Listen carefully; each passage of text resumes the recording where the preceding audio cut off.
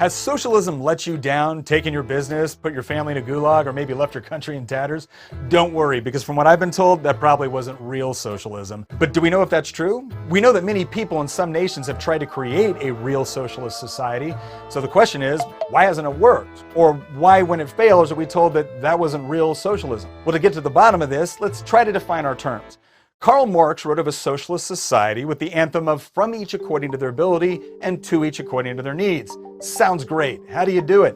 Well, to achieve this, Marx demanded the abolition of the private ownership of the means of production.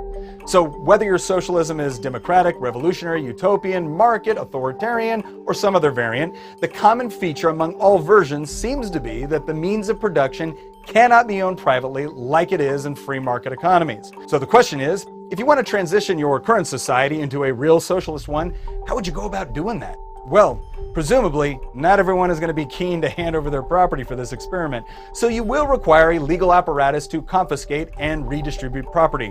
And we typically rely on the government to do this, since that's the institution that can use aggressive force legally.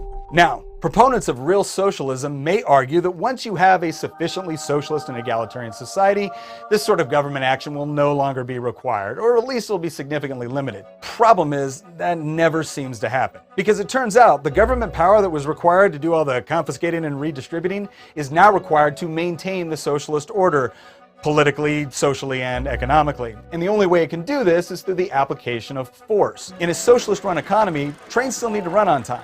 Factories still need to produce consumer goods, and the farms still need to provide food.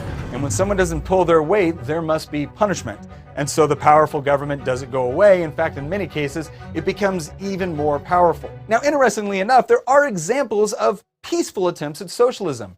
Right here in the good old capitalist United States of America, many people have attempted to set up communes that ran off the principles of socialism and communal property. Now, because of property rights in the United States, you can establish a commune, you can run a commune, you can join a commune, you just can't force other people to join with you.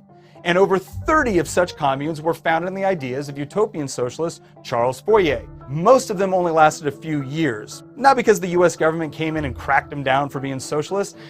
They failed because people chose to leave. So what's so interesting is that in practice, socialists are generally free to set up socialist-style communes in free countries, but capitalists will be violently oppressed in socialist countries. So perhaps the reason why we don't see any countries successfully implementing that real socialism we keep hearing about is not because it hasn't been tried, but because its over-reliance on violence and coercion produces not only poor economic results, but socially unbearable ones.